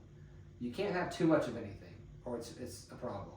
If you have too much parenting, it becomes hover parenting. If you have not enough, the kids go crazy. So you got to find the right balance. Yeah, and it's true. finding that fine line with anything. It's like that dichotomy, that balance. It's right there in the middle where you need the Goldilocks concentration of life. We need to get back to that in America. And right now we're so divided and it's just terrible. We got to fix that. And I don't think Andrew Tate's the answer. He's just making money off of you right now. So you can listen to him and have fun, but take everything he says with a grain of salt, please. Second point, there is no end to the suffering. I like that because once you accept that there's no end to this pain and there's no end to suffering, you realize that the world isn't meant to be good to you. It's not meant to be a nice, cushiony place. We were not given a life with the guarantee that we would get to sit on the couch and drink beers. That's not a luxury we are afforded. That's something we choose instead of bettering ourselves. And I guarantee you, if you spend a month sitting on the couch after work every day drinking beers versus sitting at your desk reading a self-help book in any area that you're deficient in, you'd feel better at the end of that month by reading the book than sitting on the couch watching TV. Even if you think it's more fun to watch TV, you'd still feel better at the end of the month if you bettered yourself in your weakest area. Third point, David Goggins is the man. He is the toughest man in the world, and he really encapsulates this idea of there is no end to suffering, and the suffering doesn't get easier, you just get stronger and you're able to tolerate the suffering more efficiently, and you can do more within the suffering. So if you're looking to read a book, check out Can't Hurt Me by David Goggins, or his new book. I forgot what it's called, but if you just look up David Goggins, you'll find it. Discipline Equals Freedom is a good one by Jocko Willink if you're looking to figure out like how you can be more disciplined. He kind of comes with a bunch of short stories about that. And then he also wrote The Dichotomy of Leadership. That'll really help you understand his ideas better. And then as far as just working hard, like that guy sitting on the couch drinking a beer, some people believe that they only need to work 40 hours a week and that they deserve to sit on the couch and drink beer at the end of every day. No, I feel no one deserves anything. Like, who are you to say you deserve anything when you look at we're just a speck in the universe. It's not. Before you even go to the universe, think about America versus the rest of the world. Think about a starving child in Africa who was born into starvation, and then think about how lucky you were to be in America and just be born here. You lucked out. If you were in America at all right now and you can speak English at a fucking 5th grade level. If you speak English in America at a 5th grade level and you're here now, I don't care what your race is, your age, or your gender or anything, you've lucked out. You've kind of won in life. So compare yourself to a child in Africa who's starving to death and the sun is beaming down on him. That kid would give anything to be able to work the 70 or 80 hours they need to work to become a millionaire. And you're complaining about 40 hours a week. Oh, I had to work 42 hours a week. They made me work overtime. Shut up. Here's a harsh truth. I feel like we need those type of people in this world. Everyone has a purpose in life, whether you're a child, newborn, or an adult. I feel like geography has made it so we are lucky to be on soil that gives us opportunities. But also, as for the kids in Africa or wherever, they also have that opportunity as well if they work hard for it. We have a history of hard workers, presidents, leaders. They told you, leaders. As men, we have to be leaders. If that aspect is missing in any nation, I feel they're not going to make it like we did. We have since the 1700s, we've been building America. Right now we are sort of, our democracy is, struggling a little bit. But anywhere in the world, everyone has a purpose, and they have to fulfill that purpose. Whether you're broke, starving, rich, wealthy, whatever. You just gotta remember, no matter what, if you ever feel down on your luck or just depressed, there's always someone that has it worse than you, and there's always someone that has it better than you. There's always gonna be. It's like that story about if everyone in the world put all their problems into a big ass pile and had to take an equal portion, they would have rather taken their initial problems than the equal portion of problems in the whole world. The majority of people have it really good, and a very small portion, like 20%, 25% or less, have it horrible. Think about the people in North Korea right now. Yeah. We pretend like that place doesn't exist, but it's there. It's like the Holocaust every day there. It really is. It's hell. You're on in prison Earth every right day. now. The only thing they can do for free is breathe. They get their poop taxed. Did you hear about that? They get their poop taxed? I'm not joking. Look up the Naomi Parks episode with Joe Rogan. God, dude, I'd be broke as fuck, bro. I shit 5 times a day. Let me never go there. So here's what they do. Food is so scarce in North Korea. It's so bad in North Korea that they force you to save your shit and then give it to the government so that they can use it for fertilizer, so that the leaders in the government can still have fertilizers for their crops and put the nutrients in your poop back into their food. And they starve you worse for the next generation, and then worse for the next generation. North Korea is hell on earth. It really is. I agree. Yeah, you only see bad things there. As ridiculous as that sounds, you guys are laughing about it because it's funny. It's so ridiculous. And the only way you can really comprehend It's it really is- sad. No, Like, yeah, it's really yeah. sad. Well, Well- the only way you can comprehend is with comedy. It's not your fault. It's just, it's so unbelievable. You can't comprehend it any other way than just like laughing about it. It's like, that can't be real, but it is. It's just so horrifying. It's real. It's like, it's kind of why it's okay to make fun of Hitler. Please don't talk about Kanye West. It's why it's okay to kind of make fun of Hitler, but it's like, it's just the only way we can comprehend such a horror is real. Because we're living such a nice life. Like, we have Wi-Fi, Okay. we have electricity. We're not used to this level of hell. It just exists, but we don't want to think about it because it's going to bring us down. So, you talk about Hitler, and I actually watched a documentary that I also want to recommend y'all watch. It's The Rise of the Nazis on YouTube, on BBC. Well, one thing that you did mention about the struggle and the living conditions like in North Korea, imagine Germany back in World War II after the Treaty of Versailles. How are they doing? Harsh. And back then, they didn't have a lot of resources as we do now. Even in North Korea, they have some resources, but they have prisoners. Hitler didn't stop to be chancellor until his last breath. Let's take another person, for example, Francis Ngannou. How many times did he try to escape his hometown so he can find a better life in Spain? How many did he try? I want to say like at least 10. He got caught. He had to climb barbed wire to get to the ocean. And not even that, he had to cross the ocean to Spain. He had to. But he got caught, sent back. He had to cross the Sahara Desert, the world's biggest desert in the world. Yeah, well, I already said that. A little tipsy, but. Yeah, but he had to cross the Sahara Desert 10 times before, I want to say 10 times before he made it back, and he escaped the prisons, he escaped the guards, and he made it to Spain. So the same applies for Hitler. Like, you want to be a chancellor, and there was this lawyer. His name, he goes by Lint. He exposed Hitler for his violence with the SA. They were like his party, the SA, and he got it right. Well, that grew some anger on Hitler because he got caught doing some violent acts. Now, if you have a history of something and you repeatedly do it, that's no mistake. That's a choice. Hey, fun fact about Hitler: big drug user. Big drug. He was became, on methamphetamines, opioids, and he was against that. He became cocaine, like. He became the monster he dreaded to be. He dreaded to be that drug junkie, whatever you want to call him. So that definitely had an effect on like some of the things he did. Probably like, like made it worse than it already was. Like. And I think that's whenever he already came to power. Whenever you're in that much power, it becomes very stressful. I mean, depending on your mindset. But once you already have that rise and you want to become chancellor, then you want to become dictator.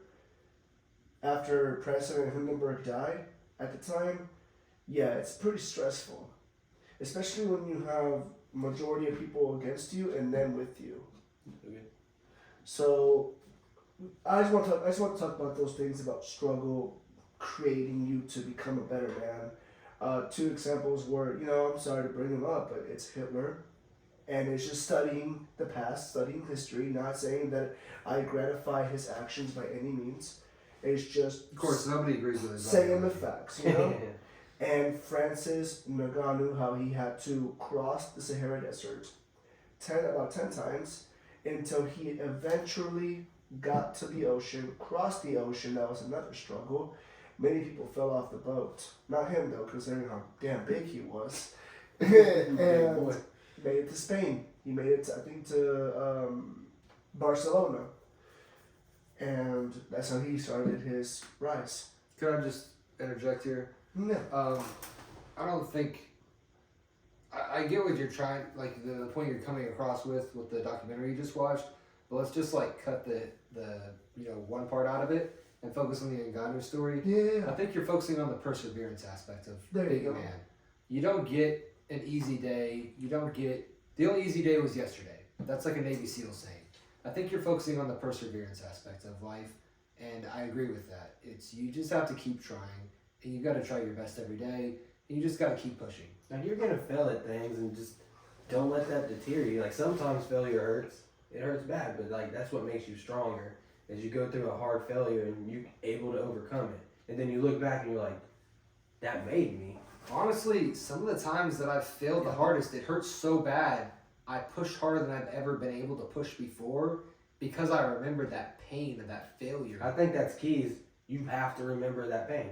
Like when you're like doing things and you're on your way up and you want to quit or something. There's a reason Remember it feels the pain bad. of failure. Like, Honestly, the worst thing you can do for yourself is numb yourself with alcohol or drugs. If you do that, you're like a turtle that sucked itself into its shell and the hair races past you in the race for whatever you're trying to get to. Don't turtle up. Keep pushing on, and even if you're slow, even if your genetics didn't give you the best hand in life, even if your finances or anything, just slow and steady. Keep fucking going. Persevere. The tortoise ended up beating the hare because the hare took it easy. It's just like, if we're going to circle back to the very beginning of the podcast, what was that quote by Connor? Hard work beats talent when talent doesn't work hard. I don't know if he said that or if he got it from somebody else, but that's where I remember it from. I'm sure it came somewhere else. Because I've heard it before, but I've heard it but he definitely like put it to good use, Mhm. and like the way he said it. He got all the ideas together and did it the right way, and he achieved his dreams. Connor on the way up was the most influential fighter of all time. Like one of the most. Honestly, Like, I've never really been like super inspired by fighters. I mean, you get inspired, like, man, that's impressive. But like Connor was just different. Like, he was the Muhammad Ali of our generation. I agree, and like And I say was because he's now a different person than he used to be. Because he's nothing. got money. But before, he was literally as influential to our culture as Muhammad Ali was, I believe. I don't know what it was like back then. Obviously, I wasn't alive. But he was that big of a deal. Everybody stopped what they were doing and looked at him. The whole world watched him. He was so exciting, and even to this day, like Connor fights are still exciting. The He's UFC not website who he used shut to down. be, but that's just that's what happens sometimes.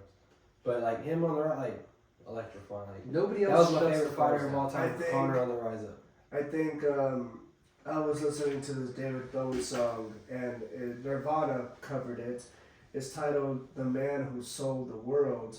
Now, I searched up the definition for that today, and I feel like that's what Connor did. I think he sold a part of himself with that, and he was dealing with the issue with one of his closest friends, Artem Lobov. Connor just won the lawsuit. Just won Yeah, it. Connor just won the Call him a lawsuit. Johnny Head. He is a Johnny Head. Johnny. Yeah, but I think once the man he sells his world, it's different. It's different from there. Depending on who you bring with you. Family is always non-negotiable. Friends, yeah, they're there, of course, but at the end of the day, is how you manage your character. For example, right now, I follow Elon Musk. I'm not a dick rider by any means, but I do follow him on Twitter, and he always tweets what he tweets. Like, I'm not like dick riding like, oh, he posted something, I'm gonna like it real quick though. Like, I like Elon. You got his notifications on. I As soon as he do. posts something, boom. I do, how do you know? But he just sold most of the stock or all of the stock of Tesla. Yeah, that's interesting, right? Like, he sold all his houses and everything. He's living in a little, whatever his I have no- company is. The guy's got a crazy high IQ. I don't know what the hell he's doing, and nobody else does either. But he keeps making money, so like he's doing something right. He can do whatever And he wants honestly, with that money. Like he can do whatever the fuck he wants at this point. He's won the game, and he's just sort of like going through and Yeah, doing I feel whatever like he he's wants. just experimenting with things. That's what life is, though. Life's one big I'm experiment. gonna buy Twitter for $44 billion. I don't get Fuck it, why, why but not? hey, he did it. It does bring up an interesting point, though, with like how companies work and how the world is working right now. We've never had this many people on the earth before. So we need to do what Japan is doing essentially, my belief is, where they basically say, all right, this bridge, this overpass crumbled. So they have like one guy do one thing, and they have another guy do one thing because they got so many people on one task doing one job, and they get the job done in like 2 full days. In America, it takes like 2 months because nobody wants to actually stop and do the work, and because nobody's had time to specialize in one thing. So I think we need to move away from this idea of kind of everybody figuring it out for themselves and getting, I don't want to say that. I feel like we need to have more specialization in America, and we don't have enough. And it's partially because we shit on trade schools so much, and we pretend like being a plumber is a bad thing. When plumbers can make just as much as a doctor. I know. I've seen plumbers make over $100,000. Like it's I have pretty too. common. Pretty common actually. I've seen most of the people at the bank that I work at who have the biggest deposits are construction workers. You know how often I heard as a kid, you don't want to work with your hands, you don't want to be like a laborer, you don't want to be a day laborer. They're some of the happiest people in the world. It's the backbone. It's gonna be there forever. Like who's gonna build the houses? You have to have people for that. Like that's somebody's got to build your house. Necessary. If you're not gonna build it and you don't want to learn how, somebody's got to build your house, and you've got to have a house to live in. So who's gonna do it? Somebody's got to fill that pothole. Who's gonna do it? Somebody's got to take the trash out. Somebody's got to pick the trash up. I mean, who's gonna do that? You've got to have these jobs in society. We pretend like they're bad jobs, and they're not. There's plenty of people that make great careers from it, isn't it? He said something about in Japan it takes 2 days to build something, and in America it takes 2 months. Those are the Houston highways. So America, it takes 2 years. Another problem with like Houston overall, like compared to other cities in the world, we build our cities based on vehicles, and we don't use sidewalks. So we just lead into more traffic and more cars on the road instead of less cars on the road and more people walking to the grocery store or wherever. Because we don't have a sidewalk, and when we do have a sidewalk, it ends and there's just a road with no sidewalk, like a bridge, and there's just 2 lanes for traffic and there's nothing else. So you have to like walk on nothing, or you have to like walk on the road and almost get hit. Like America is terrible at building cities that work. If you want to see a city that works, go right here to the Woodlands and look at the waterway. There's sidewalks that have trees next to them that have shade, and it's actually built correctly. That's how cities should be built. That's why it's one of the most popular business. The Woodlands? I think it's one of the top 8 cities in the world. Woodlands was rated #1 in the whole U.S. Look it up. 2 years in a row. I don't blame see them. that And that's too. crazy. It's a beautiful city. That is crazy. They don't let you build too many shops. There's still a lot of wood. If you want to look at what too much industrialization looks like, look at Rayford Road. Every single square mile has a business or a household. There's no dead space. There's no trees. There's no parks. It's just company, and traffic. And it's the worst traffic I've ever had. And It's terrible. Have you been to L.A.? No. The traffic's worse. But I don't doubt it. it's bad here. It's very bad. It's very close though. The problem is in over-industrialization. If we would just force people to say, this is like, you can't grow anymore here, you can't put any more houses here, you can't put any more businesses here, we're maxed out, this is a hard line. Once we bring back hard lines, once we bring back you can't do this anymore, or this is going to happen, once we realize our actions have consequences again, once we finally circle back around to being disciplined again in America, that's what's going to be the solution. like about that, like it's just like we talked about, you just gotta find the right balance, but it's even harder in this area. But one thing that pisses me off is like, this is a nice neighborhood, right? I live in a nice neighborhood. And at the beginning of the fucking neighborhood, all the houses are turning into businesses, and it's just pushing into the neighborhood. I don't even know how they're zoned for commercial, but it's just causing more traffic, and it's just annoying, because that's like the main road to get out the neighborhood. Yeah. And they don't have parking lots because it was a household. Yeah, and they're like tiny little 3 parking spots, and it's just going to cause more traffic, people on the side of the road.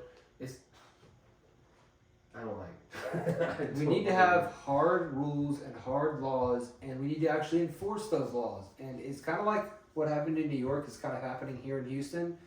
We let people get away with the small laws, so they break the big laws.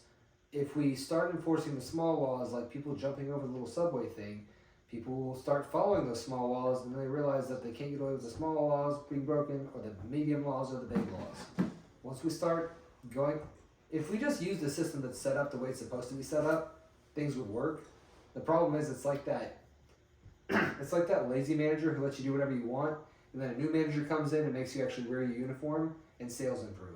You don't want to wear your uniform, but you know if you want to keep your job and you want the company to survive, you've got to wear your uniform. You know you don't want to cook the food the right way or be customer friendly because it's easier to not cook the food the right way. It's easier to just do whatever you're doing the way you've been doing it the easier way. It's easier to just talk however the hell you want to the customer.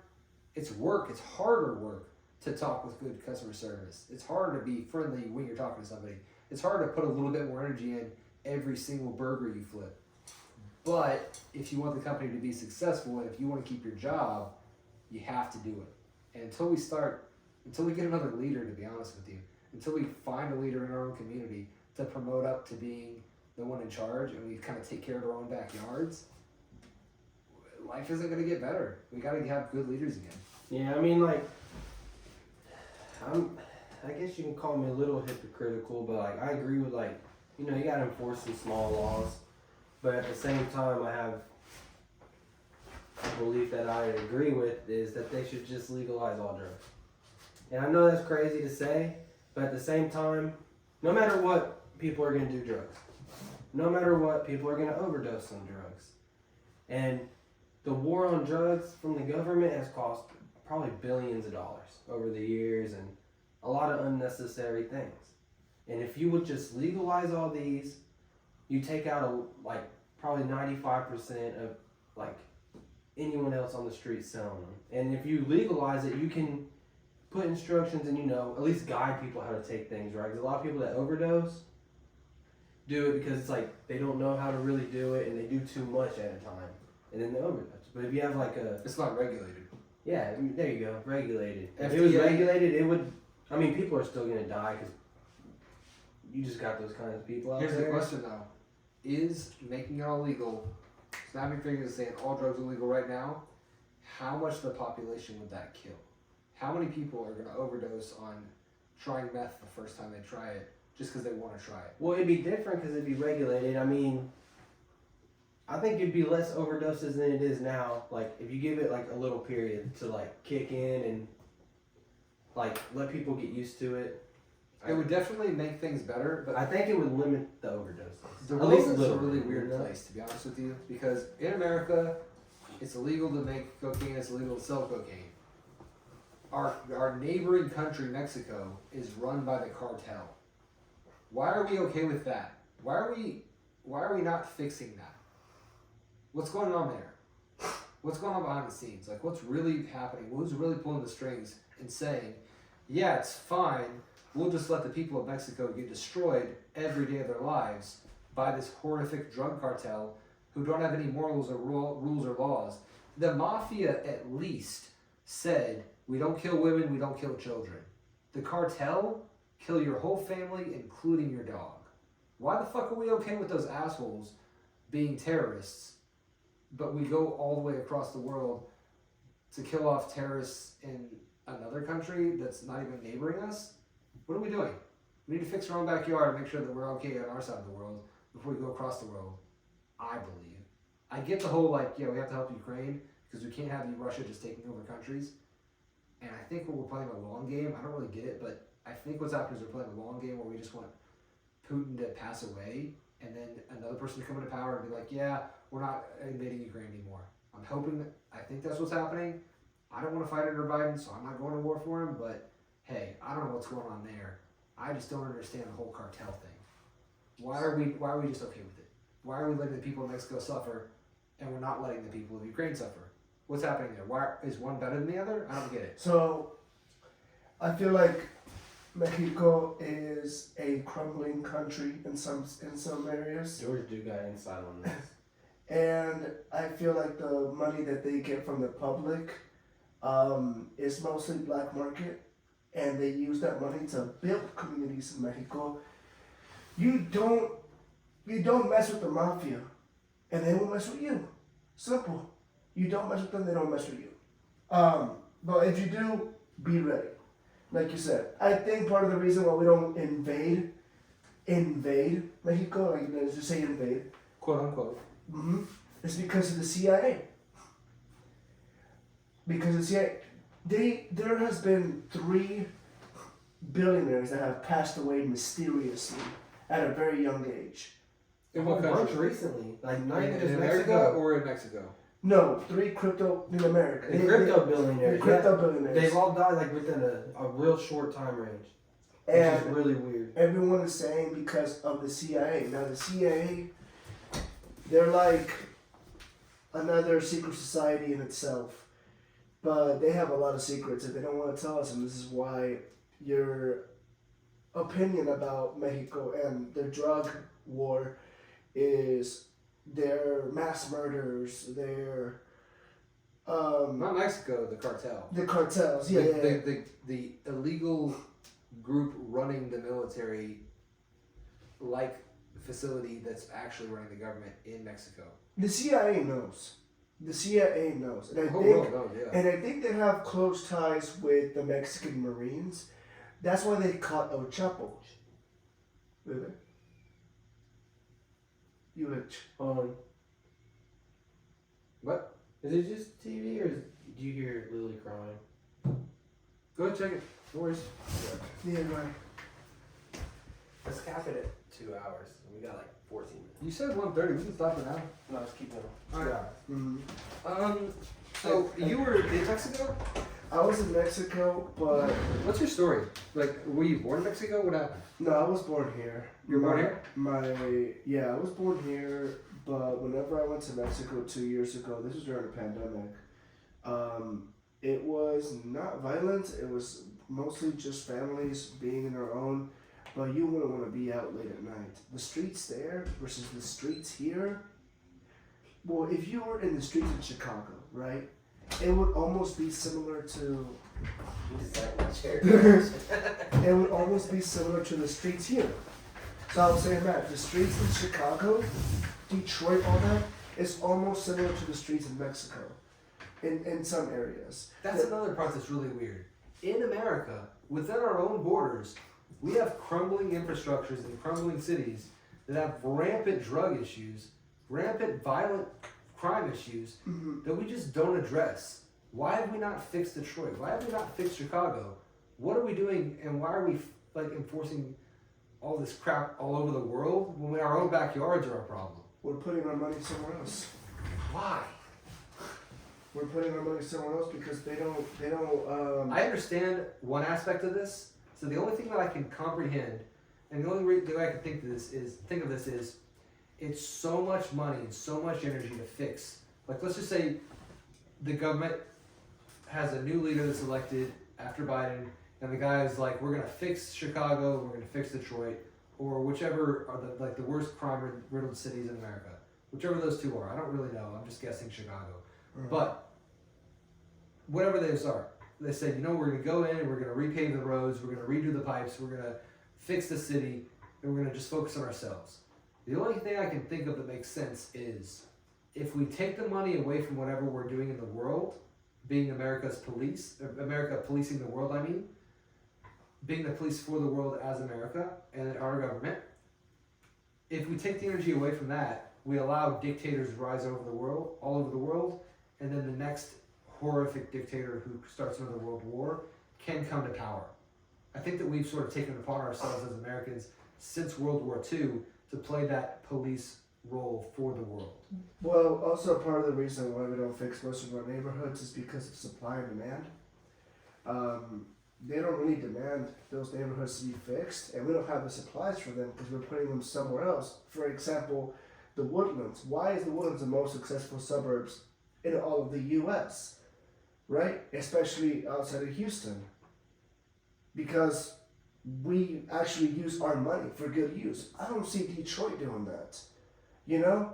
Mexico, they're doing it in their own way. The demanders for drugs are here. And some there, you know? But here in the U.S. and all over the world.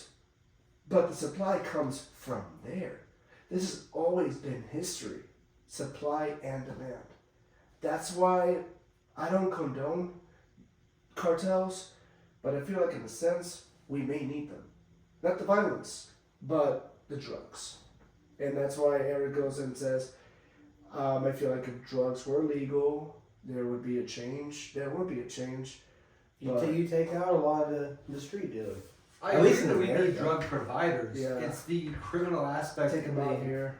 And then the ones that are from Mexico, That's a whole different thing. that's a whole different thing. You really, like, That'd be a lot harder. there's Due to the caves. cartel and stuff. It's not going to be as easy. Well, I agree with the supply and demand thing. If you eliminate the demand, you eliminate the need for supply, and the cartel will have to focus on other means of making money, and then they will eventually taper Always. off, because if you say, okay, everybody wants to do this drug. Obviously, if you made cocaine legal and people were just doing it at work, people would have heart attacks like crazy.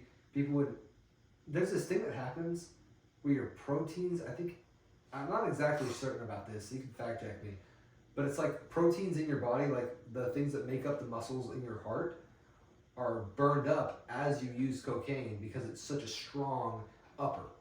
It like burns you as you use it. So that's why it's outlawed. Because if people were just using it as we use coffee, it's too strong and we can't resist it because it's so addictive, and we end up hurting ourselves and throwing our lives away. So that's one of the main reasons like drugs like that are illegal. Some of them are kind of bullshit, like it's just a weird bullshit law where somebody wanted us to use wheat instead of cannabis fibers, and it was like farms were owned by certain politicians, and that's kind of why, that was the root of why weed was illegal. So there's certain stuff where it's like, yeah, this is bullshit, we all know it's bullshit, just like the patent laws. But you know, weed should be legal, mushrooms should be legal. Mushrooms on the way. Now I feel like next maybe 2 years it could. We still At least in like a weed. clinical. I setting. feel like scientists have a lot of information, but they don't I want want to to see reveal. scientists do psychedelics. They can't.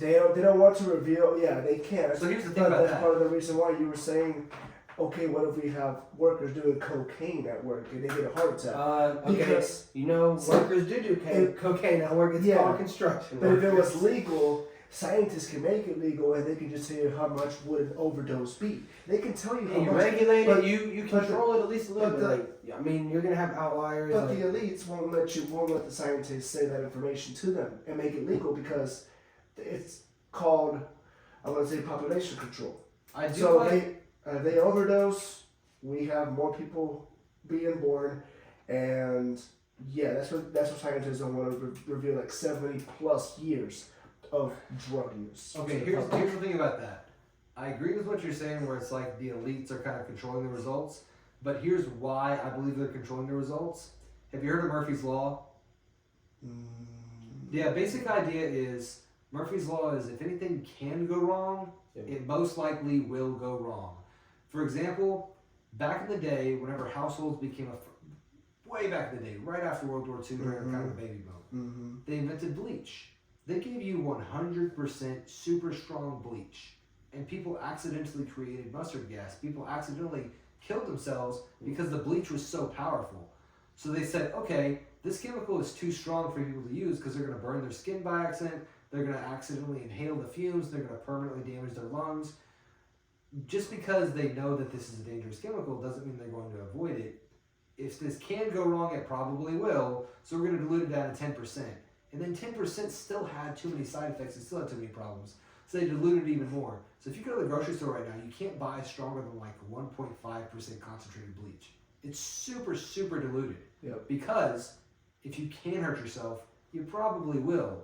And people don't have the time and energy to focus on reading the instructions. I know a guy who never reads the instructions on anything, especially with video games, and then he complains that the video games are too hard because they skip past the tutorial. And he does it on every video game he plays because he doesn't want to take 5 minutes to learn how to play the game. People do that with chemicals, and they would do that, and I'm assuming this is the philosophy with the higher-ups, I'm assuming they would do that with drugs. They wouldn't read the instructions, they wouldn't use their correct dosage. They'd say, I'd feel better if I take 3 pills of cocaine versus 1 pill, so I'm going to take 3 pills and push myself harder. And they'll rationalize it. That's the danger. It's just like having super strong bleach or super strong cocaine. You're going to accidentally create a lot of deaths because people will think, oh, this chemical killed me. It's like, no, Accidentally. you didn't follow the instructions. That's what kills you. But if a company comes out and says, yeah, customer, you're wrong, that company goes out of business. The customer's always right, even though they're fucking not, even though they're stupid 99% of the time. I've been wrong before. Like, looking back, I was super pissed off at T-Mobile about something. Shit was my fault. I shouldn't have been complaining about it, but I was. So they just gave me whatever I wanted to calm me down. And it was the right move because I wouldn't have stopped complaining about it. Because I was so adamantly confirmed in my own belief that I was right.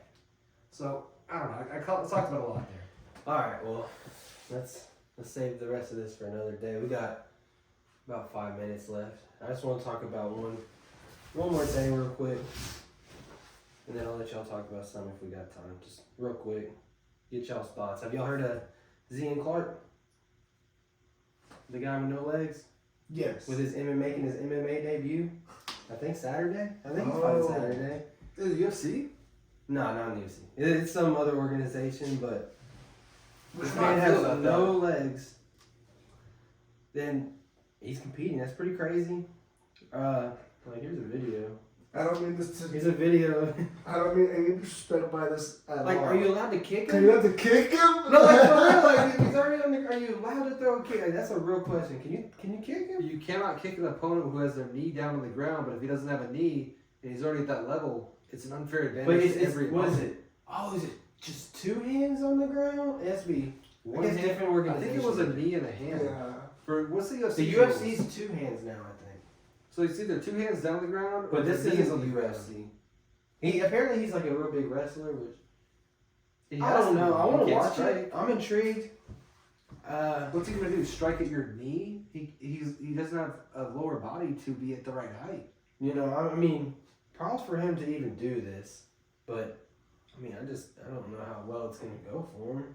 I don't like this. I Okay. mean, I get the whole concept where it's like never give up, pursue your dreams and your passion, but like, let's say this is a street fight, which is kind of what the UFC is emulating. It's kind of what MMA is emulating. What would happen if you were the toughest man on the planet? The toughest man on the planet is not going to give a shit if you don't have legs. He's going to beat the fuck out of you. And if you don't have legs, he's going to make it way easier for him. I wonder if that's like a factor that'll play into like the opponent's head. Like, do I really want to beat up a guy with no legs? Like, there has to be like a thought that goes through your head. What if Justin Gaethje thought? No, Justin Gaethje fought the 2 with 1 arm. And Gaethje beat his ass. No, but for real, did you watch that fight? Like, that dude actually put up a fight against Gaethje.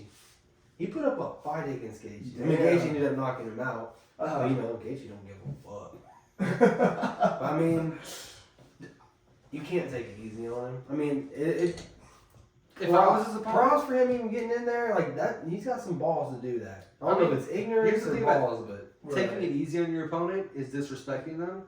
So if you step in the cage and the commissioners and the doctors and everybody says he's legally able to fight you, this is all sanctioned, you gotta go in there. he is just as much of an opponent as the champion of the world is.